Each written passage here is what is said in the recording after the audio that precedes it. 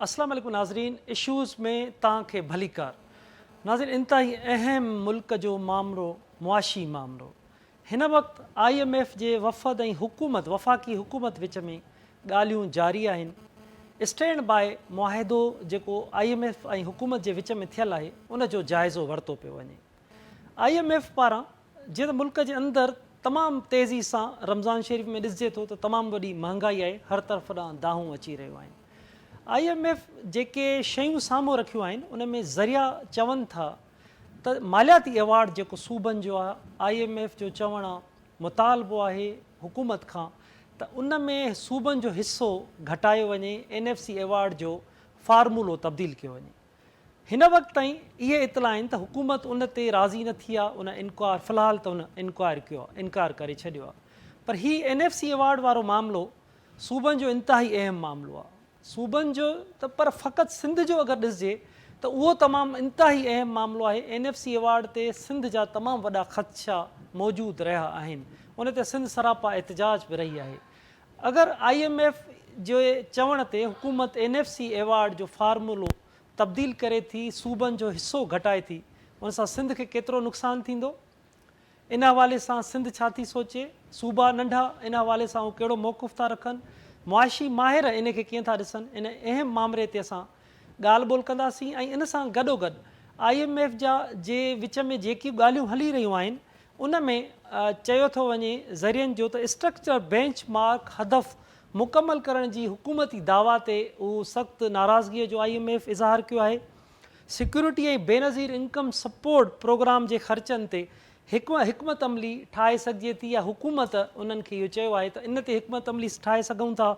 ऐं बिजलीअ जा जेके नुक़सान आहिनि उन में सूबा ऐं वफ़ाक़ गॾियल तौर ते उहो बर्दाश्त कनि, इन ते ॻाल्हि ॿोल करे सघिजे थी।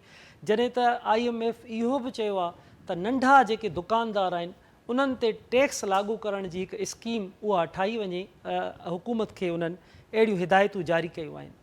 इन सां गॾोगॾु जॾहिं असां न्यूज़ ॾिसूं था त ब्लड प्रेशर ऐं डायरिया जूं जेके दवाऊं आहिनि 500 खां 1400 रुपया ताईं उहे पहुची वियूं आहिनि। एतिरी तेज़ी सां उहे महांगाई आई आहे। LPG महांगी थी चुकी आहे, पेट्रोल अॻुवाटी महांगो आहे, गैस जा प्राइसिस महांगा आहिनि।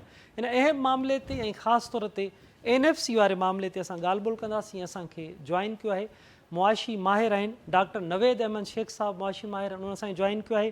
डॉक्टर रहीम बख़्श सुमरो साहब मुआशी माहिर आहिनि, उन्हनि बि असांखे जॉइन कयो आहे। अतीकुर रहमान साहब मुआशी माहिर आहिनि, उन्हनि बि असांखे जॉइन कयो आहे। ग़ुलाम रसूल कुंभर KTN न्यूज़ इस्लामाबाद जा सीनियर रिपोर्टर आहिनि, उन्हनि बि असांखे जॉइन कयो आहे। ऐं असीं कोशिशि कंदासीं त ॿियनि लाॻापियल हुकूमती जेके ज़िम्मेवार आहिनि उन्हनि सां बि असां हिन मामले ते ॻाल्हि ॿोल करे सघूं त हुकूमत ऐं IMF विच में कहिड़ी डील थी रही आहे। स्टैंड बाय मुआहिदे ते जेको गौर वीचार हली रहियो आहे उन हवाले सां चयो थो वञे त अगरि कर्ज़नि जी जेकी 3 क़िस्त आहे, अगरि हीअ ॻाल्हियूं कामयाबु थियनि थियूं त 1.1 अरब रुपया उहा IMF जारी कंदो। इन अहम मामले ते सर ॻाल्हि ॿोल लाइ तव्हां सभिनी खे वेलकम था कयूं। डॉक्टर साहब, ॻाल्हि ॿोल जी डॉक्टर नवेद अहमद शेख साहब, ॻाल्हि ॿोल जी शुरूआति तव्हां खां था कयूं। कीअं था IMF जे जेको हीउ ताज़ो हुकूमत विच में ॻाल्हियूं ऐं NFC मालियाती अवॉर्ड मां हिसो घटि करण जी ॻाल्हि कई वई आहे, तव्हां इन समूरी शयुनि खे ॾिसो पिया, कीअं था तव्हां ॾिसो? महिरबानी अथई। सभ खां पहिरियां त असांखे बैकग्राउंड ॾिसणु घुरिजे त IMF खे असांजे सूबनि जी विर्छ सां कंहिं बि सूरत में कुझु बि ॾियणो वठणो कोन्हे। जी, IMF जो जेको मेन टारगेट आहे उहो इहो आहे त जेके हू कर्ज़ ॾियनि था त उन्हनि कर्ज़ जी वापसी जी एश्योरेंस वठणु चाहिनि था। नंबर पहिरियों जेको जी, पॉइंट आहे उहो इहो आहे। माना हिकिड़ो जीअं असां वटि हूंदो आहे, लेंडर्स हूंदा आहिनि, लेंडर्स जॾहिं कर्ज़ ॾींदा आहिनि त गारंटी वठंदा आहिनि मुख़्तलिफ़, ऐं जेकॾहिं गारंटियुनि खां बि कमु अॻिते वधी वञे त पोइ शेड्यूलिंग कंदा आहिनि त बाबा कर्ज़ वठण वारे जी औकात केतिरी आहे ऐं अॻे साल ताईं हुन जा ख़र्च कहिड़ा हूंदा ऐं छा उहो पैसा वापसि करे सघंदो या न करे सघंदो। त उन हवाले सां जेके IMF खे ख़दशा आहिनि उहे पाकिस्तान जी गवर्नेंस सिस्टम सां ख़दशा आहिनि। उन्हनि गवर्नेंस सिस्टम्स जे खे रिव्यू कंदे उहे ॾिसनि था त जेके ख़र्च आहिनि पाकिस्तानी गवर्नमेंट जा, फेडरल हुजे या प्राइवेट या केतिरनि डिफरेंट टीयर्स में, उहे ख़र्च उन्हनि जा एश्योरेंस कोन था ॾियनि त ही जेको IMF जो प्लान आहे या जेको लोन ॾिनो वेंदो उहो वापसि थी सघंदो टाइम सां या न थी सघंदो। हुन में हिकिड़ी ज़िमनी ॻाल्हि आई आहे जेका मुख़्तलिफ़ सोर्सिस जेको आहे मुख़्तलिफ़ अञा डॉक्यूमेंट कोन आयो आहे, जो अञा 5 ॾींहंनि जी मीटिंग आहे, शयूं अॻिते हलणियूं आहिनि। सो डॉक्यूमेंट जे हिसाब सां की चवनि था त पाकिस्तानी गवर्नमेंट एक्सक्यूज़ ॾिनो आहे त फेडरल गवर्नमेंट वटि एतिरा वसाइल कोन्हनि, इन जे करे असांखे इजाज़त ॾिनी वञे त असां सूबनि जो हिसो घटायूं। जी IMF खे इन शइ सां को बि वास्तो कोन्हे त हू सूबनि खे केतिरो ॾियनि था या केतिरो उन्हनि खां वठनि था। बल्कि हिन वक़्तु जेका मेन पॉइंट आहे उहा इहा आहे त छा पाकिस्तान जो कॉन्स्टिट्यूशन जेको 18th अमेंडमेंट जे तहत या 2000 खां पोइ जेका NFC अवॉर्ड्स जो रिव्यू थियो हुयो उन हिसाब सां जेके सूबनि जा हिसा गारंटीड आहिनि, छा उन्हनि खे 2/3 मेजॉरिटी या उन खां वधीक या जेके अपर ऐं लोअर हाउसिस आहिनि उन्हनि मां अप्रूवल खां सवा करे सघिजे थो या नथो करे सघिजे, उहा हिकिड़ी अलॻि मतिलबु बहस थी सघे थो। जी मुंहिंजो जेको ख़्यालु आहे त हिननि टॉक्स में जेको मेन एजेंडा आहे IMF जो उहो NFC अवॉर्ड कोन्हे, बल्कि इहो आहे त जेके डिस्कोज आहिनि उन्हनि खे प्राइवेटाइज़ कयो वञे त जीअं रेवेन्यूज़ वधनि, कलेक्शन वधे, लॉसिस घटि थियनि, चोरी घटि थिए गैस जी जी, एनर्जी सेक्टर में, बिजली जी। ऐं जेका ॿी शइ आहे उहा आहे त डिजिटलाइज़ेशन कई वञे FBR जी। हिन वक़्तु पाकिस्तान में जेको टैक्स सिस्टम आहे उहो माना ईअं सम्झो त ग़रीब खे टैक्स हणी अमीर खे सहूलियतूं ॾिनियूं थियूं वञनि। फ्री पेट्रोल हुजे या सब्सिडीज़ हुजनि या पघारूं हुजनि, मराहतूं हुजनि, बेनिफिट्स हुजनि, उहे सभु उन्हनि पैसनि मां अमीर तबिके खे ॾिना था वञनि जेके ग़रीबनि खां कलेक्ट कया था वञनि टैक्स जी मद में। 73 टैक्सिस आहिनि हिन वक़्तु पाकिस्तान में, मतिलबु एतिरो कॉम्प्लेक्स सिस्टम आहे जो दुनिया जी को बि मुल्क अहिड़ो न आहे जिते टैक्स सिस्टम एतिरो कॉम्प्लेक्स हुजे। सो IMF जो जेको प्लान आहे उहो इहो आहे त तव्हां टैक्स सिस्टम खे स्मूथ कयो। मूंखे न आहे अंदाज़ो त टैक्स सिस्टम जे लाइ IMF कॾहिं बि इहो सोचींदी या चाहींदी त अमीरनि खे टैक्स हणो। हिन वक़्तु 1991 खां 2013 ताईं ऐं उन खां पोइ 2019 ऐं 2018 ऐं 19 में जेके पाकिस्तानी गवर्नमेंट्स सब्सिडी ॾिनी आहे टैक्स इवेजन में, टैक्स जी मद में, उहा ई चवां जेकॾहिं तव्हां ॾिसो त घटि में घटि बि 150 खां 200 अरब रुपयनि जो जेको आहे सब्सिडी, टैक्स सब्सिडी या टैक्स हेवन चइजे, उहो ॾिनो आहे 135 रिच इंडिविजुअल्स खे, मुख़्तलिफ़ सोर्सिस मां पैसा कमाईंदड़नि खे। हाणे तव्हां अंदाज़ो लॻायो त आम माण्हू 73 टाइप्स जा डिफरेंट टैक्सिस पे थो करे ऐं जेके अमीर तबिको आहे उन्हनि खे 150 अरब रुपयनि जी टैक्स हेवन या सब्सिडी ॾिनी थी वञे। त उन हिसाब सां जेके असांजा फिस्कल डिसिप्लिन जंहिं ते घणो ज़ोर आहे IMF जो, उहो केसि ताईं उहो इम्प्लीमेंट थी सघे थो। सो जेको मुंहिंजो अंदाज़ो आहे उहो इहो आहे त हिन वक़्तु डिजिटलाइज़ेशन ऑफ FBR या सिंध रेवेन्यू बोर्ड बि उन में अची वेंदो, इहो लाज़मी तौर ते IMF रखियो आहे कंडीशन त बाबा हिनखे तव्हां डिजिटलाइज़ कयो, ऐं जेकॾहिं तव्हांजे हिसाब सां टैक्स कलेक्शन डिफिकल्ट आहे त पोइ टेक्नोलॉजी जी मदद सां उनखे अञा बि जेको आहे स्मूथ बणायो त जीअं रेवेन्यू जनरेट थी सघे। ऐं पाकिस्तानी गवर्नमेंट औरंगज़ेब साहब फाइनेंस मिनिस्टर आहे, उन्हनि जी लीड में with confidence from prime minister, त उन्हनि इहा एश्योरेंस ॾिनी आहे त FBR जे सिस्टम खे, टैक्स कलेक्शन जे सिस्टम खे डिजिटलाइज़ कयो वेंदो, डिस्कोस खे प्राइवेटाइज़ कयो वेंदो। सर्कुलर डेट जेकी आहे हिन वक़्तु तक़रीबन 6.25 अरब ट्रिलियन खरब 6.25 खरब रुपयनि जो जेको आहे सर्कुलर डेट आहे, मुख़्तलिफ़ रीज़न्स जे करे गुज़िरियल काफ़ी सालनि खां वधंदो थो वञे ऐं कॾहिं कॾहिं इहो हाईलाइट थींदो आहे, कॾहिं वरी डाउन हूंदो आहे। इन्हनि शयुनि खे ख़तमु करण जे लाइ IMF चयो आहे त तव्हां इहे शयूं इम्प्रूव कयो, इन्हनि शयुनि में प्रोग्रेस ॾेखारियो, त पोइ जेको आहे जेको लॉन्ग टर्म एप्लीकेशन ॾिनी वई आहे लोन जी IMF खे, जेका 6 अरब डॉलरनि जे लॻभॻि आहे, उहा तव्हांखे मंज़ूर करण जे लाइ असां रिव्यू करण जे लाइ मंज़ूर कंदासीं। बाक़ी जेको $1 अरब 10 करोड़ जेके लोन जी जी आख़िरी क़िस्त रहियल आहे जी उहा रिलीज़ कई वेंदी with satisfaction on the review report. अच्छा बिल्कुलु डॉक्टर नवेद अहमद शेख साहब ॻाल्हि ॿोल पाण जारी रखूं था। डॉक्टर रहीम बख़्श साहब तव्हांजी इजाज़त सां ग़ुलाम रसूल कुंभर इन समूरे मामले खे रिपोर्ट बि करे रहियो आहे, असां सां गॾु मौजूदु बि आहे। ताज़ा तरीन छा सूरत हाल आहे, कहिड़ियूं ॻाल्हियूं थी रहियूं आहिनि, उन्हनि सां मालूम कयूं, पोइ तव्हां खां ऐं अतीक साहब ॾे मां अचां थो। ग़ुलाम रसूल, हुकूमती वफ़द ऐं IMF वफ़द विच में ॻाल्हियूं जारी आहिनि, छा अपडेट्स आहिनि, कहिड़ियूं ताज़ा ॻाल्हियूं ऐं अंदर जे जेके तव्हांजा ज़रिया आहिनि उहे छा था चवनि? जी असलम साहब वॾी महिरबानी। जीअं त IMF वफ़द पाकिस्तान आयल आहे ऐं 4 ॾींहंनि ताईं जेको इहे ॻाल्हियूं रथियल आहिनि, अॼु उन्हनि ॻाल्हियुनि जो टियों दौर जेको आहे उहो हली रहियो आहे। हेसि ताईं जेके मामला बहस वेठा आया आहिनि उनमें जेका रेवेन्यू जनरेशन जी जेका जो मामिलो आहे उन हवाले सां IMF जेको आहे उहो मुख़्तलिफ़ शर्तूं रखे पियो ऐं काल्ह पाण इहो शयूं ॾिठूं त कहिड़ा कहिड़ा जेके सेक्टर आहिनि जिन में मुख़्तलिफ़ इदारा जेके आहिनि उन्हनि खे ख़ानगाहिन जे हवाले सां जेको मुतालबो आहे उहो वॾो ज़ोर पकिड़े वियो आहे। उन हवाले सां इदारनि जी कारकर्दगी ऐं उन सां गॾोगॾु FBR जी टैक्स कलेक्शन ऐं FBR खे डिजिटल करण वारो जेको मामिलो आहे उन ते बि ॻाल्हियूं थियूं आहिनि। हाणे जेको इंतिहाई अहम मामिलो जेको पाण हिन ते बहस करण लाइ हिन वक़्तु मौजूदु आहियूं उहो NFC जो मामिलो आहे। त NFC जेका आहे उन जो सूबनि खे शेयर वधीक वञे थो, इहो चवणु आहे IMF जो। त इहो रुॻो IMF जो मौक़ुफ़ न आहे, माज़ी में इहो मौक़ुफ़ जेको आहे उहो वफ़ाक़ी मुख़्तलिफ़ इदारा जेके आहिनि ख़ुदि वफ़ाक़ी सरकार जेको आहे उहो रखंदी आई आहे। ख़ुदि वज़ीर आज़म जंहिं ॾींहुं हल्फ़ खयो उन जंहिं ॾींहुं चूंडाणो उन खां पोइ जेका पहिरीं पार्लियामेंट में जेका संदसि ख़िताब हो उन ख़िताब में बि हुन इहो ज़िक्र कयो त वॾो शेयर जेको आहे उहो सूबनि ॾांहुं हलियो थो वञे ऐं अहिड़ी हुन ॻाल्हि कई। त मुख़्तलिफ़ इदारा जेके आहिनि उहे वक़्त ब वक़्तु अहिड़े क़िस्म जो मौक़ुफ़ वफ़ाक़ी सतह ते इख़्तियार कंदा रहंदा आहिनि त सूबनि लाइ जेको शेयर आहे उहो वधीक वञे थो। नतीजे में वफ़ाक़ वटि हाणे थोरो जेको आहे सो पैसो बचे थो।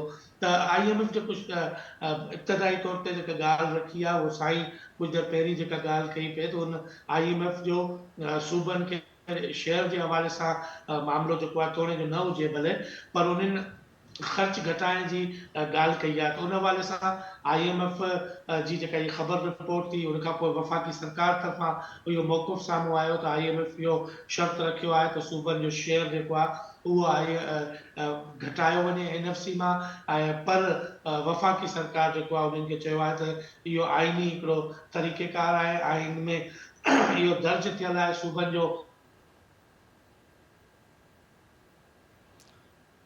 गुलाम रसूल जी जी गुलाम रसूल जी सूबनि खे भाईवार करे सघिजे थो उन ख़र्च जे हवाले सां। त उन हवाले सां बि बेनज़ीर इनकम सपोर्ट प्रोग्राम जेको आहे उन जा ख़र्च घटाए सघजनि था। त मजमूई तौर ते हींअर जेकॾहिं अहिड़ो IMF जी त जो शर्त जेको पंहिंजी जाइ ते, पर वफ़ाक़ हिन वक़्तु इन पोज़ीशन में न आहे त हू NFC खे रिविज़िट करे सघे या NFC में सूबनि जो शेयर घटाए सघे, छाकाणि जो हिन वक़्तु फ़क़ति कंहिं हिकिड़ी पार्टी जी जमात न आहे। मुख़्तलिफ़ सियासी जमातूं मुख़्तलिफ़ सूबनि जूं जेके जमातूं आहिनि उहे हिन वक़्तु वफ़ाक़ी हुकूमत में पार्टनर आहिनि। त उन हवाले सां जेकॾहिं शेयर जेको सूबनि जो आहे उन में का छेड़छाड़ वफ़ाक़ी सरकार अहिड़ो इरादो बि रखे थी त उनखे नथी करे सघे, छाकाणि जो उन लाइ आइन में तरमीम करणी पवंदी। पर इहा ख़्वाहिश जेका वफ़ाक़ जी डिघे अरसे खां रही आहे त सूबनि जो शेयर जेको आहे उहो घटायो वञे। 2009 खां NFC अवार्ड जेको आहे उहो जीत लागू आहे, पर उन हवाले सां सूबा जेको आहे बार बार पंहिंजो ख़दशात जो पंहिंजा मुतालबा साम्हूं रखंदा आहिनि त ड्यू शेयर जेको आहे उहो सूबनि खे नथो मिले। जी बिल्कुलु गुलाम रसूल, बिल्कुलु ठीकु था तव्हां चओ त इहो वफ़ाक़ जी हमेशह अहिड़ी सोच रही आहे, सूबा सरापा एहतजाज रहिया आहिनि। डॉक्टर रहीम बख़्श सुमरो साहब, ही जेके ॻाल्हियूं जारी आहिनि स्टैंड बाय मुआहिदे जे हवाले सां उन जो जाइज़ो वरितो पियो वञे, ॻाल्हियूं कामयाबु थियनि थियूं त टीं क़िस्त जारी थींदी, कीअं था तव्हां ॻाल्हियुनि खे ॾिसो? जेके शर्तूं साम्हूं रखी वयूं आहिनि इन सां आम माण्हूअ खे केतिरो नुक़सानु थींदो, या टीं क़िस्त जारी नथी थिए उन सां केतिरो नुक़सानु थींदो? जी महिरबानी इस्लाम साहब। सर अंग्रेज़ी में चवंदा आहिनि त बेगर्स हैव नो चॉइस। जेके कर्ज़ वठंदा आहिनि उन वटि का चॉइस न हूंदी आहे। उनखे उन्हनि जेके ॾींदड़ हूंदा उन जे शर्तनि ते हलणो पवंदो आहे। एतिरी सां जेके शर्त आहिनि जेके मुंहिंजे ॿ दोस्तनि बिल्कुलु सही ॿुधाया। इन खां अलावा ॾिसो त पाकिस्तान खे हिन वक़्तु जेको आहे तक़रीबन $70-80 बिलियन जेको कर्ज़ु आहे उहो ईंदड़ 3 सालनि में पे करिणो आहे। ऐं इन खां अलावा वरी जेको आहे पंहिंजो ब्लूमबर्ग जेका हिकिड़ो फाइनेंशियल इदारा उनजी रिपोर्ट मुताबिक़ पाकिस्तान खे $6 बिलियन जेको आहे अञु खां वधीक ॿिया बि वठणा आहिनि। तो ज़ाहिर आहे इहे सभु कंडीशंस जेके इहे हालतूं जेके पाकिस्तान जूं आहिनि इन हालतुनि मुताबिक़ IMF सां इहे ॻाल्हियूं करणु लाज़मी पवंदियूं। इन खां अलावा हिन वक़्तु ॾिसो था पाकिस्तान जा हालात लो रिजर्व्स आहिनि, असां वटि एतिरा पैसा आहिनि कोन जो असां जेके एक्सपोर्ट करे सघूं या इम्पोर्ट करे सघूं। असां वटि ॿिनि महीने जी इम्पोर्ट जा पैसा आहिनि। जा तव्हां ॾिसो इन्फ्लेशन आहे, तव्हांजा पॉलिसी रेट तव्हांजो 22%। त इहे जेके इशूज़ आहिनि मुआशी मैक्रो लेवल जा इशूज़ आहिनि, इहे सभु असांखे इशूज़ मजबूर था कनि त असां IMF खां कर्ज़ु वठूं।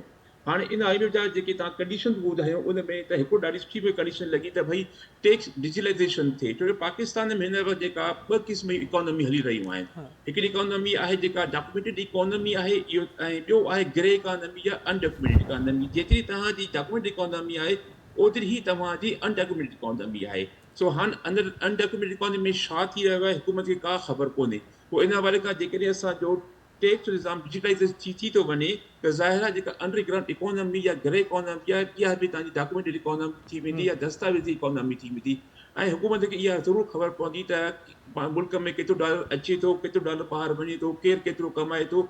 इहा हिकिड़ी ॾाढी सुठी कंडीशन आहे मुंहिंजे ख़्याल में IMF वारनि जी। ऐं ॿियो जेको आहे टैक्सिस जेके आहिनि, टैक्सिस ख़ासि तौर जेके रिटेल चइबो आहे उन ते असां वटि ऐं होलसेल इन में असांखे कंहिं क़िस्म जो टैक्स कोन्हे। तव्हां ॾिसो वॾा वॾा तव्हांजा रेस्टोरेंट्स आहिनि, तव्हांजी बेकरीज़ आहिनि, जंहिंजूं तव्हां लखनि में तव्हांजो टर्न ओवर आहे हर रोज़ जो, ऐं त उन ते तव्हां टैक्स न हणंदो ज़ाहिर आहे त उहे कमाइनि था, उन ते बि टैक्स लॻणु घुरिजे।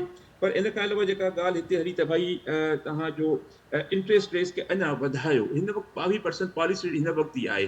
अञा जेके तव्हां अञा वधाई अथव त ज़ाहिर आहे जेका मुआशी सरगर्मियूं आहिनि मुल्क में इहे बिल्कुलु जेके हलनि थियूं उहे बि अञा वधीक बंदि थी वेंदियूं। या इन खां अलावा फ्यूल प्राइस वधायो त भई आख़िर केतिरो तव्हां फ्यूल प्राइस वधाईंदव।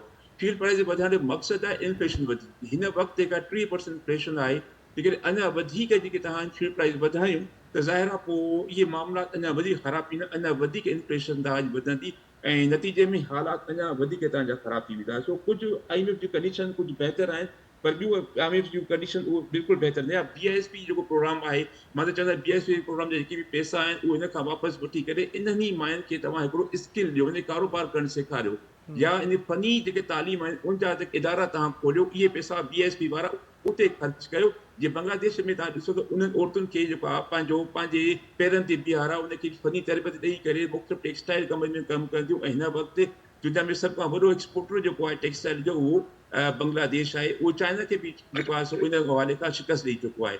तो असांखे हिन BSP प्रोग्राम जो मोड चेंज करणो पवंदो। भले तव्हां पैसा ॾियो, उनखे इनकम सपोर्ट कयो, पर इनकम सपोर्ट इन तरीक़े सां न कयो, उनखे स्किल ॾियो त उहो ख़ुदि जेको आहे उहो पाण कमाए करे बजाए जे पैसा वठण जे तव्हांजी इकोनॉमी में उहो पंहिंजे शहर ॾे। ऐं जंहिंसां तव्हांजी जेके मक़ामी लेवल जी शयूं ठहनि ऐं इहे शयूं ठही करे ऐं तव्हांजी जेके इहे एक्सपोर्ट थी सघनि। मिसाल ते असां ॾिसूं था कॉटेज इंडस्ट्री त तमामु वॾो किरदारु आहे तव्हांजे एक्सपोर्ट में। जेतिरी तव्हांजी कॉटेज इंडस्ट्री वधंदी ओतिरी एक्सपोर्ट। हाणे कॉटेज इंडस्ट्री या घरेलू सनत खे कीअं वधाईंदासीं? जॾहिं तव्हां BISP मां पैसा ट्रांसफर करे करे तव्हां इन मायुनि खे तव्हां इन ते ख़र्च कंदव। ऐं NFC अवार्ड जे अॻु में बि ॻाल्हि कई त भाई इहो त असांजो मक़ामी मसइलो आहे, इहो त असांजे सूबनि जो। हाणे मसइलो इहो आहे त 2.7 ट्रिलियन जेको बजट डेफिसिट आहे हिन वक़्तु गवर्नमेंट ऑफ पाकिस्तान खे, जेको एनुअल जेको फिस्कल ईयर हली मालियाती साल हली रहियो आहे, 7 पहिरनि महीननि में 2.7 ट्रिलियन जेके आहिनि से बिलियन जेके पाकिस्तान खे खसारो आहे। पोइ हाणे ज़ाहिर आहे इहो परेशान आहे त भई कीअं सूबनि खां वसीला वठी करे ऐं वफ़ा वधीक पैसो हुजो। डॉक्टर बि बिल्कुलु सही ॻाल्हि कई त भई कोशिशि इहा हूंदी आहे त इहा कोशिशि कयूं त असांखे पैसा वापसि कीअं मिलंदा। इहे सभु IMF जूं ट्रिकियूं आहिनि, कोशिशूं आहिनि त कीअं असां पाकिस्तान खे पैसो ॾेई रहिया आहियूं, इहो पाकिस्तान खां पैसो कीअं वापसि वठूं।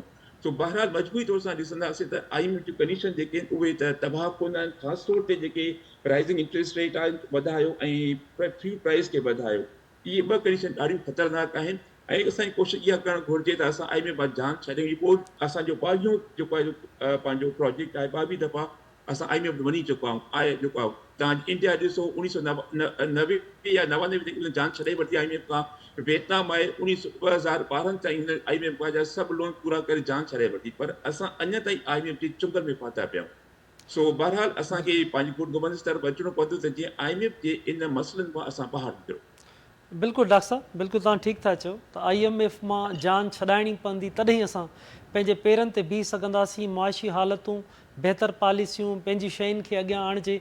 अतीक रहमान साहब, बातचीत जारी है हुकूमत और IMF वफद के बीच में, आप सारी इन सूरत हाल को देखते होंगे, कैसे देख रहे हैं जो ये कंडीशंस हैं IMF की, उससे ख़र्चे, उनकी महंगाई तेज़ी से बढ़ रही है, टैक्स की भी बात की जा रही है, कितनी जो बातचीत चल रही है, कितना इसको आप कामयाब देख रहे हैं और इसका क्या असरात होंगे हमारी सोसाइटी के ऊपर?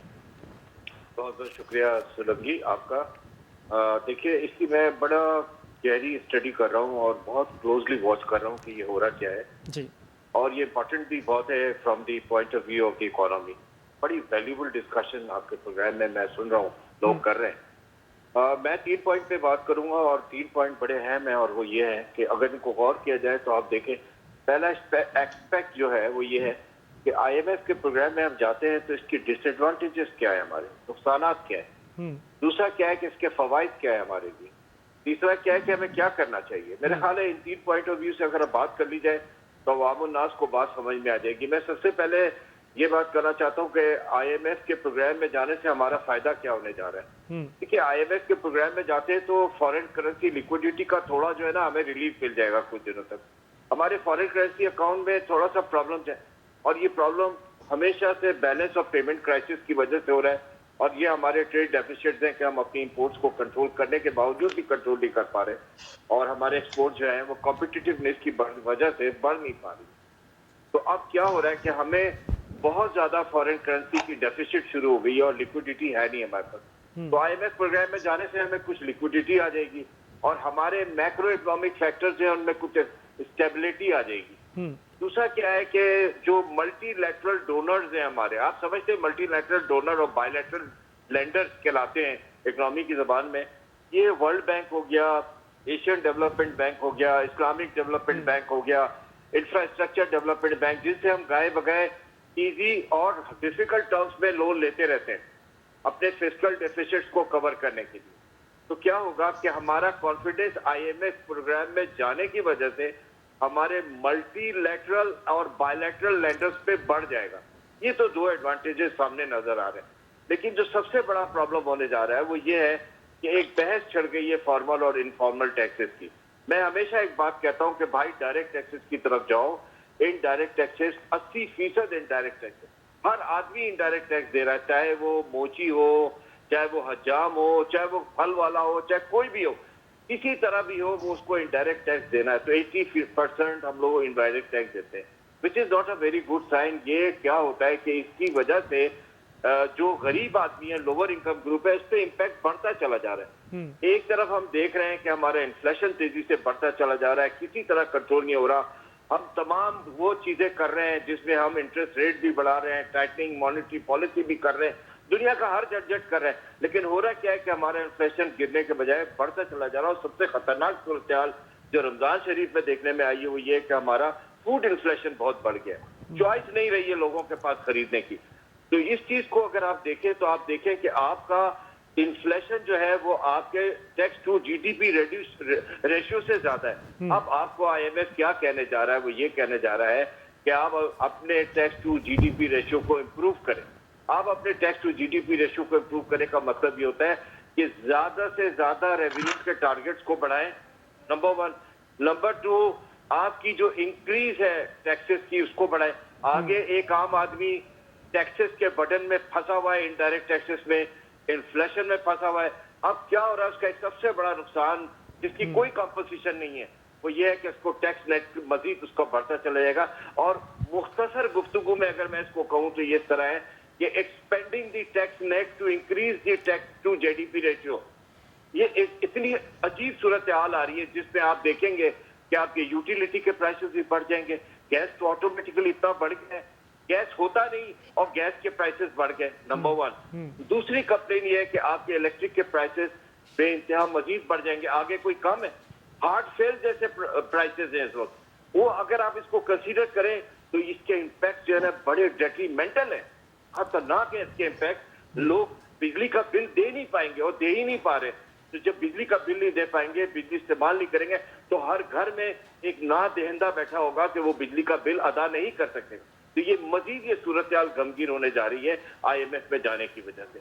ये मेरा क्रिटिसिज्म नहीं है, ये फैक्ट पे बात कर रहा हूं मैं, क्योंकि इनडायरेक्ट टैक्सेस को बढ़ाते चले जा रहे हैं, डायरेक्ट टैक्सेस पे फॉर्मल इकोनॉमी पे जाने की फौरन जरूरत है हमें, इनफॉर्मल इकोनॉमी से निकलना पड़ेगा। और ये जो सब्सिडीज है, आखिरी बात जो सबसे बड़ा नुकसान है, आपकी सब्सिडीज है, पेट्रोल की सब्सिडी है, इलेक्ट्रिसिटी की सब्सिडी है, गैस की सब्सिडी है, इस चीज की सब्सिडी, उस चीज की, ये सब्सिडीज की सब विड्रॉ हो चुकी है। मजीद कहा जा रहा है कि please remove the subsidies without any compensation. आप कॉम्पनसेशन नहीं करोगे, आप सब्सिडीज भी विड्रॉ कर दो, तो कितने हार्डशिप आ जाएगा लोअर मिडिल क्लास के ऊपर। ये आप देखें तो ये क्या हो रहा है, ये सारा कुछ इसी तरह हो रहा है कि हम देख रहे हैं कि हमारी इंडस्ट्री भी हिट हो रही है। इंडस्ट्री हिट हो रही है तो एक नेगेटिव फैक्टर क्या आ रहा है कि लोगों के ले ऑफ्स हो रहे हैं, और टर्म्स ऑफ प्रोडक्शन और terms of cost of doing business महंगा से महंगा होता चला है। That means cost push inflation आ रहा है हमारे पास। हम बिल्कुल 2 वर्ड्स में कॉस्ट पुश इन्फ्लेशन, ना चाहते हुए भी इन्फ्लेशन को कॉस्ट पुश कर रहा है, क्योंकि रेट ऑफ डूइंग बिजनेस महंगा हो गया, प्रोडक्शन महंगी हो गई। तो ये सारी चीजें हमारे नुकसानात हैं। हमें क्या करना चाहिए? तीसरा मेरी बात आ जाती है कि हमें इसको करने के लिए क्या करना चाहिए। हम इसको करने के लिए देखना पड़ेगा कि हमें वो कौन सी चीजें करनी चाहिए जिससे हम इन तमाम प्रॉब्लम से बच जाएं। इसमें सबसे बेस्ट चीज जो है वो ये है कि हमें अपने एनर्जी क्राइसिस को ओवरकम करना पड़ेगा, आवाम को रिलीफ देना पड़ेगा। आपको कोई ना कोई ऐसी स्कीम्स निकालनी पड़ेंगी जो कि आपने कहा है कि बाउंड बैंक की तरफ से लैंडिंग है, इजी टर्म्स पर है, विदाउट कोलेटरल है। इसको आम करना पड़ेगा, फैलाना पड़ेगा, हर घर पे, हर छत पे सोलर हो, हर इंडस्ट्री पे सोलर हो, ताकि इसको इस गजबनाक बिजली के बढ़ते हुए बिल से जान छूटनी चाहिए। देखिए, एक आम आदमी, एक SME, एक छोटा ट्रेडर इस वक्त मैच से आउट है, बिल्कुल आउट हो चुका है, पहली बॉल पे ही आउट हो गया है वो। तो उसको लेवल प्लेइंग फील्ड नहीं मिल रहा है अब, तो जब नहीं मिल रहा तो वो स्टारवेशन की तरफ जा रहा है। आखिरी बात जी, डेप्रीवेशन ऑफ इनकम ने हमें क्या कर दिया है कि हमें एक ऐसा कुछ दिया है कि मिडिल क्लास जो है वो लोअर मिडिल क्लास बनी, और लोअर मिडिल क्लास से निकलकर आप बिलो पॉवर्टी लेवल जा रही है। कहीं से हेल्प ना आए तो उसके घर चूल्हा नहीं जल सकता। This is eminent. तो क्या हो रहा है कि एक वक्त का खाना खा रहे हैं, सहरी का इंतजाम है तो इफ्तार का इंतजाम नहीं है, इफ्तार का इंतजाम है तो सहरी का इंतजाम नहीं है। मैं इसको इस तरह से बताऊं, एक हार्डशिप है, बहुत ट्रबल सिचुएशन है। आई एम सॉरी, मैंने आपको डिफाइन किया। बिल्कुल अतीक साहब, बिल्कुल ज़बरदस्त अंदाज में आपने डिफाइन किया। अतीक साहब बिल्कुल आपने दिल को छूने वाली बात की है कि गरीब सहरी के लिए भी परेशान है, इफ्तार के लिए भी परेशान है। गरीब आदमी जो दिहाड़ीदार है उसको तो पता ही नहीं है कि इन्हें क्या मामला थे IMF के, वो उतनी उसकी दिहाड़ी है।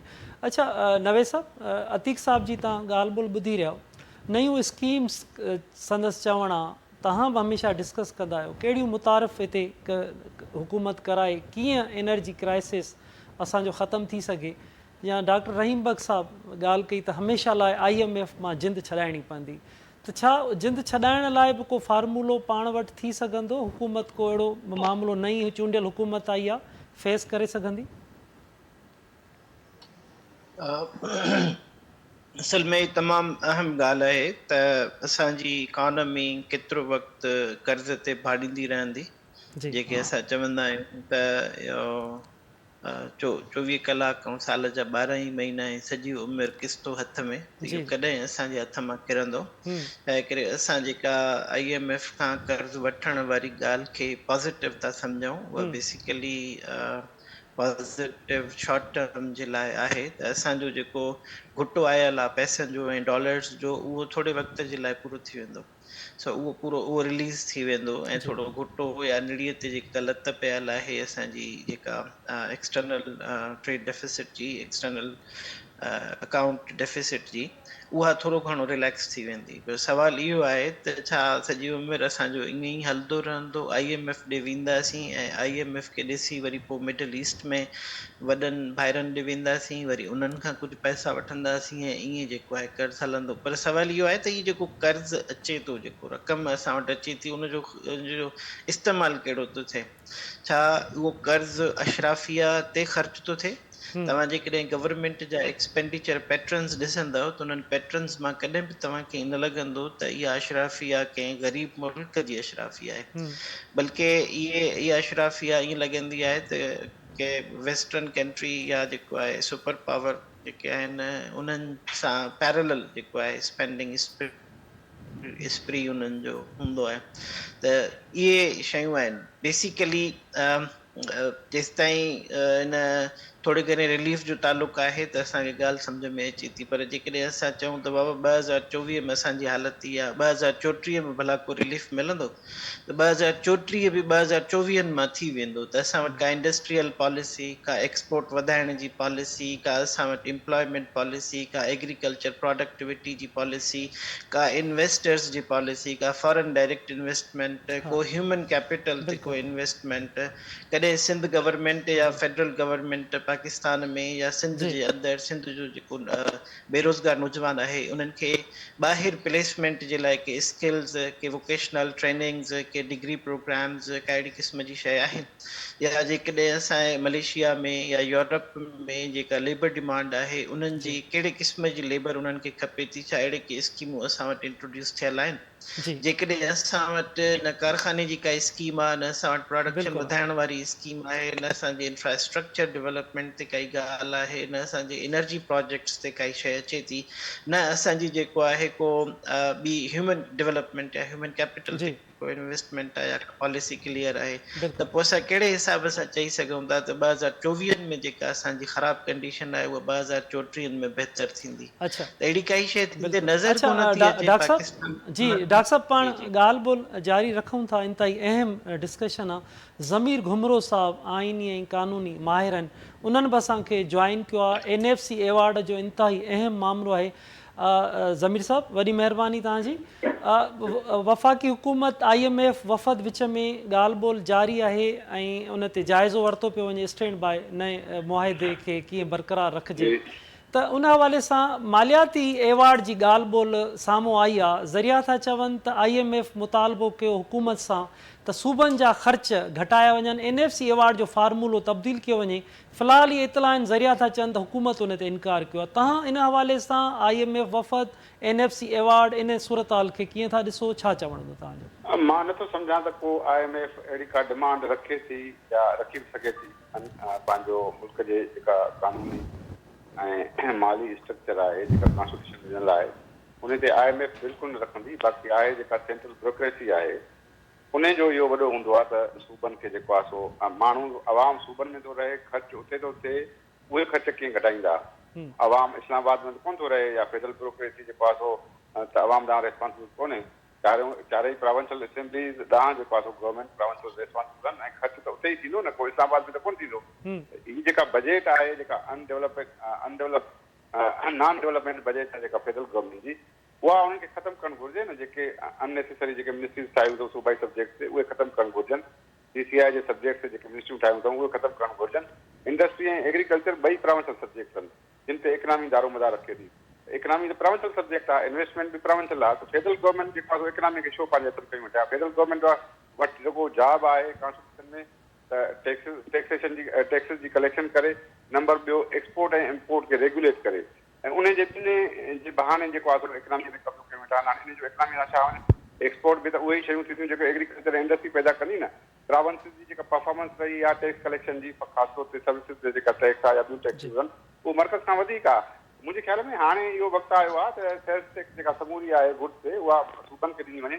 उनजो स्टेक आहे सूबनि जो जेको आहे सो मालियात में, ऐं सूबनि खे जेको आहे सो टैक्स कलेक्शन में जेको आहे सो सभई चार वॾा टैक्सिस जेके आहिनि उहे फेडरल गवर्नमेंट वञनि। इहा ॻाल्हि थियणु घुरिजे त सेल्स टैक्स मुकमल तौर ते सूबनि खे ॾिनी वञे, गुड्स ते बि, सर्विसिस ते उन्हनि खे आसिरिफ़, ऐं उनजे करे बाक़ी मर्कज़ हिकिड़ी टैक्स रखे ऐं इनकम टैक्स। ऐं छो त मर्कज़ जी जेका बि आहे फेडरल गवर्नमेंट जी जेका एक्सटर्नल परफॉर्मेंस आहे, so far as tax collection is concern, उन सां कर्ज़ु वधंदो पियो वञे ऐं उन सां गॾु जेको आहे सो फेडरल गवर्नमेंट जो जेको पंहिंजो एक्सपेंडिचर आहे उहो सूबनि ते तमामु बर्डन आहे, छो त माण्हू सूबनि में रहनि था, माण्हुनि जी ख़ुशहाली सूबनि में थींदी, एग्रीकल्चर इंडस्ट्री सभु सूबाई सब्जेक्ट आहिनि, इन्वेस्टमेंट सूबाई सब्जेक्ट आहे, एनर्जी सूबाई सब्जेक्ट आहे, हे सभई उनखे खयूं वेठा आहिनि, चवनि था इकनॉमी सां तव्हांजो वास्तो ई कोन्हे को बाबा, न तव्हांजो एग्रीकल्चर सां वास्तो आहे, न इंडस्ट्री सां वास्तो आहे, न इन्वेस्टमेंट सां, न इलेक्ट्रिसिटी जे अघनि सां, इलेक्ट्रिसिटी मुकमल तौर ते सूबाई सब्जेक्ट आहे आइन जे आर्टिकल 7 में। त इहा जेका डायकोटमी कायम रखी वेठा आहिनि, इन जे करे मुल्क घोराइण जो शिकार आहे, बजाए जो हू पंहिंजे पावर खे सीज़ कनि, हू नथा करणु चाहिनि पंहिंजे पावर खे सीज़, उन जे करे मुल्क जी जेका सूरत हाल आहे उहा बद खां बदतरीन थींदी पई वञे, पर हू पंहिंजे सेंट्रलाइज़ेशन वारी पॉलिसी सां हेठि नथा लहनि। अच्छा, बिल्कुलु तव्हां ठीकु था चओ ज़मीर साहब, हिन समूरी सूरत हाल ते मुआशी माहिर बि असां सां गॾु मौजूदु आहिनि, त जीअं इन ॿिया समूरा मामला नयनि स्कीम्स ते बि ॻाल्हि ॿोल हली रही आहे, छा थियणु घुरिजे उन ते बि NFC ते वरी तव्हां वटि ईंदुसि, त छा भला अगरि ईअं ॾिसिजे त NFC जेका फेरफार करण जी अगरि का कोशिश बि थिए त NFC एवार्ड जे हवाले सां उनखे आइन कानून केतिरी तहफ़ुज़ ॾिए थो, पार्लियामेंट में का सेनेट ऐं क़ौमी असेंबलीअ में उन सां रुजू करिणो पवंदो? न न, NFC जेको हाणे आहे उन में जेको सूबनि खे मिले थो उहो प्रोटेक्टेड आहे कॉन्स्टिट्यूशन में, ऐं उन खां घटि अमाउंट सूबनि खे नथी ॾेई सघिजे, घटि अमाउंट सूबनि उहा आइन में अमेंडमेंट घुरिजे 2/3 मेजॉरिटी सां, जेका कॾहिं थी कोन थी सघे, उहो सूबनि खे प्रोटेक्शन ॾिनल आइन में, ऐं फेडरल गवर्नमेंट उनखे घटि नथी करे सघे। इन जे करे इहे इंडायरेक्ट जेको ब्यूरोक्रेसी जूं कोशिशूं आहिनि, ब्यूरोक्रेसी मर्कज़ में जेको आहे सो 6 या 8 जे जाइ ते 34 मिनिस्ट्रियूं रखी वेठी आहे, 43 डिवीजन रखी वेठी आहे, 400 कॉर्पोरेशन रखी वेठी आहे, अनकॉन्स्टिट्यूशनल, टोटली अनकॉन्स्टिट्यूशनल। हाणे उनखे जेको आहे सो आवाम थो जेको आहे सो उनखे ॾेई करे, हू आवाम खे चवणु पंहिंजो पे था कराइनि ज़ोरी ज़बरदस्ती उन ते टैक्सिस, असांजा प्रमोशन, असांजूं नौकरियूं, असांजो अपॉइंटमेंट जेको आहे बरक़रार आहे। त हाणे इन सूरत हाल में जेसि ताईं इन ते डिस्कशन न थींदो, इन ते डायलॉग न थींदो, त बाबा मर्कज़ जे पासो एतिरी वॾी सरकार कीअं क़ाइमु कई आहे, उन ते एॾो एक्सपेंडिचर छो थो अचे, मर्कज़ जो नॉन प्रोडक्टिव जेको एक्सपेंडिचर आहे उन ते डिस्कस करणु घुरिजे न, त मुल्क जी हालात उन करे ख़राबु थी वञनि, त मुंहिंजे ख्याल में NFC में सूबनि खे प्रोटेक्शन आहे। ठीकु आहे ज़मीर साहब, वॾी महिरबानी तव्हांजी। अच्छा, डॉक्टर रहीम बख़्श घुमरो साहब, तव्हां ज़मीर घुमरो साहब जी बि NFC जे हवाले सां ॻाल्हि ॿोल ॿुधी रहिया, मां तव्हां खां NFC जे ई हवाले सां मालूम कंदुमि त तव्हां छा था सम्झो त अॻुवाट ई तमामु माज़ी में तमामु वॾा एतिराज़ रहिया आहिनि सूबनि जा, त उन्हनि खे पूरो हक़ु नथो मिले, वरी हिन क़िस्म जूं ॻाल्हियूं थियनि थियूं, कहिड़ी तव्हां वटि राय हूंदी त छा थियणु घुरिजे, या नवनि स्कीम्स जी ॻाल्हि ॿोल कई थी वञे त हीअ आणजनि, जीअं तव्हां चयो त IMF मां हमेशह लाइ जिंद छॾाइजे, त इन लाइ अमली तौर ते हुकूमत लाइ कहिड़ी तव्हां वटि तजवीज़ हूंदी? मौजूदा वक़्त में इंतिहाई अहम वफ़ाक़ में ॻाल्हियूं भली रहियूं आहिनि, IMF वफ़द बि हिते मौजूदु आहे।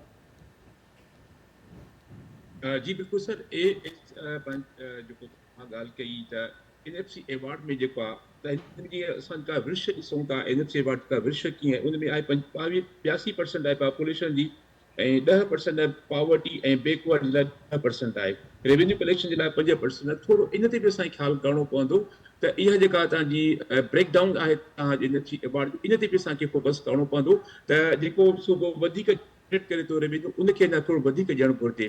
बहरहाल इहा ॻाल्हि बिल्कुलु दुरुस्त आहे त जेका वॾी आवाम आहे उहा सूबनि में रहे थी, त NFC अवार्ड जो वॾो हिसो इन सूबनि खे मिलणु घुरिजे। अच्छा, हाणे इहो आहे त कीअं हालात खे कीअं वधीक बहितर कजनि। मूं कुझु अर्सो रहियो आहियां चाइना में, त उन इहो हुयो त हर जेको प्रोविंस आहे उहो बिल्कुलु आज़ादु हो पंहिंजी पॉलिसीज़ में, इन्वेस्टमेंट हू ख़ुदि पाण ॿाहिरि मुल्क सां ॻाल्हाईंदा हुआ, ऐं पोइ उन सूबे जी जेकी कंपनियूं हुयूं ऐं ॿाहिरी कंपनियूं मिली करे उते इन्वेस्टमेंट थींदी हुई, ऐं सूबनि जे विच में हिकिड़ो मुक़ाबिलो हुयो, उते कुझु ऑटोनॉमस रीजन्स बि आहिनि या कुझु प्रोविंसिस बि आहिनि, त इन हवाले खां जेकॾहिं असां सूबनि खे ऑटोनॉमी ॾियूं त हू पंहिंजा फ़ैसिला पंहिंजा जेके मुआहिदात आहिनि ॿाहिरि मुल्क सां करे सघनि था, ज़ाहिर आहे उहो under the domain of the federal government जे थी सघे थो। त इन तरीक़े सां पंहिंजा सूबा पंहिंजे फ़ैसिलनि में आज़ादु हूंदा कि सही कंहिं मुल्क सां कहिड़ा मुआहिदात करणा आहिनि, कहिड़े हवाले खां करणा आहिनि, त उहे इन में आज़ादु हूंदा। ख़ासि तौर ते इन सूबनि में जेको एग्रीकल्चर आहे उनखे असांखे सभ खां वधीक फोकस करणु घुरिजे, छो जो असांजी तक़रीबन 60 खां 70% जेका लेबर फोर्स आहे, जेके माण्हू आहिनि, उहो कंहिं न कंहिं तरीक़े सां ज़राअत सां वाबस्ता आहिनि। सो ज़राअत खे जेतिरो असां वधीक फोकस कंदासीं, इंडस्ट्री बि तव्हांजी ज़राअत ते आहे। जी। हिन नंबर ते की तव्हां ॾिसूं था LSM जेको आहे लार्ज मैन्युफैक्चरिंग इंडस्ट्री, उहो तक़रीबन उन में नेगेटिव 0.5 जेको उन में डिक्रीज़ आई आहे, उहा अञा असांजी घटि थी आहे। जी। तो इन हवाले खां असांखे जेके सूबा आहिनि, सूबनि खे ख़ुदि मुख़्तियार करणो पवंदो, सूबनि खे वधि खां वधि जेके वसाइल ॾियणा पवंदा, ऐं पंहिंजो जेके तव्हांजो फेडरल गवर्नमेंट आहे उनखे पंहिंजा अख़राजात घटि करणा पवंदा। बिल्कुलु तव्हां डॉक्टर ॾिसो हाणे जेको आहे चीफ मिनिस्टर जेको आहे, जी। उन 55 करोड़ 2.5 करोड़ रुपया घुराइनि त मूंखे गाॾी जा जेको आहे पंहिंजो जेके हलंदा आहिनि, जो पंहिंजो उहे चेंज करणा आहिनि, गाॾी जा व्हील। हाणे बाबा एॾी वॾियूं गाॾियूं तव्हां इस्तेमालु छो था कयो? बिल्कुलु इनखे तव्हां ऑस्टेरिटी मेजर्स आणियो, तव्हां पंहिंजा अख़राजात घटायो, जेके पैसा बचनि था सूबनि खे ॾियो। सभ खां वधीक जेके इंसान सूबनि में रहनि था, बिल्कुलु जेका पंहिंजी बिल्कुलु डॉक्टर साहब, ख़र्च घटाइण जी ॻाल्हि ते गुलाम रसूल बि मौजूदु आहे। गुलाम रसूल, नई हुकूमत आहे, चूंडियल हुकूमत आहे, ख़र्चनि जे घटाइण जे हवाले सां बि इजलासनि में ॻाल्हियूं थियनि थियूं।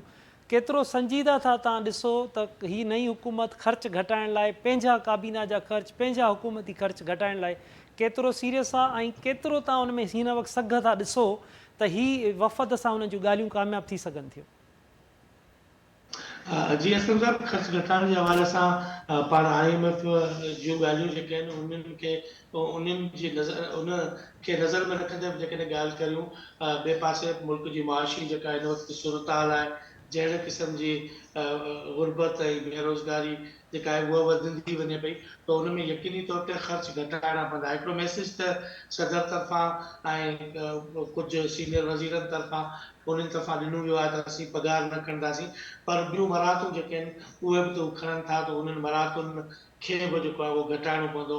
त उन हवाले सां वज़ीर आज़म कुझु ॾींहं पहिरीं इन ख़्वाहिश जो इज़हार कयो आहे ऐं चयो आहे त हुकूमती ख़र्च जेके आहिनि उहे घटाया वेंदा, जेकॾहिं इहो सुठी ॻाल्हि हूंदी। पर जेके IMF सां ॻाल्हियूं थियूं आहिनि उन में बि बुनियादी तौर ते इहे ई मामला जेके आहिनि उहे बहस अचनि पिया।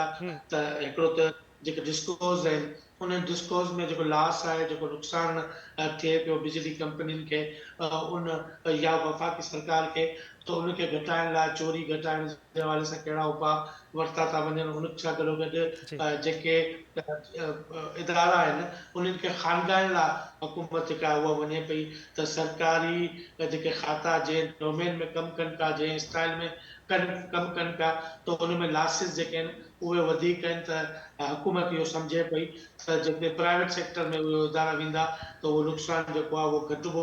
त उन ते बि हुकूमत जेको आहे उहो गौर करे पई। यकीनी तौर ते जहिड़े क़िस्म जी मुल्क जी मुआशी सूरत हाल आहे, असांखे बार बार IMF वटि वञिणो थो पए। त IMF वटि वञण जे हवाले सां थोरे जेका हेॾ मुल्क जी मौजूदा मुआशी सूरत हाल आहे उन में असांखे ख़र्च घटाइणा पवंदा। ॾिसजे त हाणे नई जेका हुकूमत आहे उहा हिन सिलसिले में केतिरी संजीदा आहे ऐं केतिरा फ़ैसिला बिल्कुलु करे गुलाम सघे रसूल, थी। बिल्कुलु ठीकु था चओ। डॉक्टर नवेद साहब, असां वटि टाइम प्रोग्राम जो पुॼाणी ते पहुतो आहे। मुख़्तसरनि लास्ट कमेंट छा हूंदा जेकी ॻाल्हि ॿोल जारी आहे वफ़ाक़ ऐं IMF विच में? इन्वेस्टमेंट वधाइण जे लाइ ऐं इकॉनमी खे वापसि पंहिंजे ट्रैक ते आणण जे लाइ ही सीरियस क़िस्म जो टाइम आहे।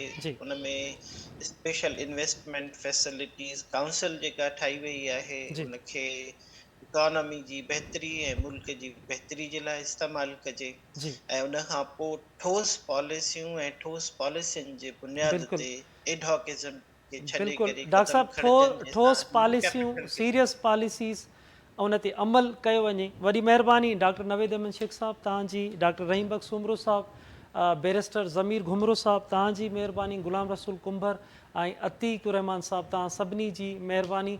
नाज़रीन, असांजे एक्सपर्ट्स जूं तव्हां ॻाल्हि ॿोल ॿुधियूं। हिन वक़्तु IMF वफ़द ऐं हुकूमत विच में ॻाल्हियूं जारी आहिनि। ॻाल्हियुनि जे हवाले सां असांजे एक्सपर्ट्स जी राय त उनखे संजीदा वरितो वञे, ठोस क़दम खयां वञनि त जीअं ही ॻाल्हियूं बि कामयाबु थियनि ऐं अवाम जे मथां जेको तमामु वॾी ॻाल्हि आहे त अवाम ग़रीब मिसकीन माण्हू आहे उन जे मथां जेको बोझ पए थो, अहिड़ियूं पॉलिसियूं ठाही वञनि त जीअं मुआशी तौर ते माण्हू बहितर थी सघे, पंहिंजी ज़िंदगी बहितर अंदाज़ में गुज़ारे सघे। नवनि इशू सां गॾु ॿीहर गॾु हूंदासीं। तेसिताईं पंहिंजे मेज़बान असलम हैदर खे ॾींदा इजाज़त। अल्लाह वाहे।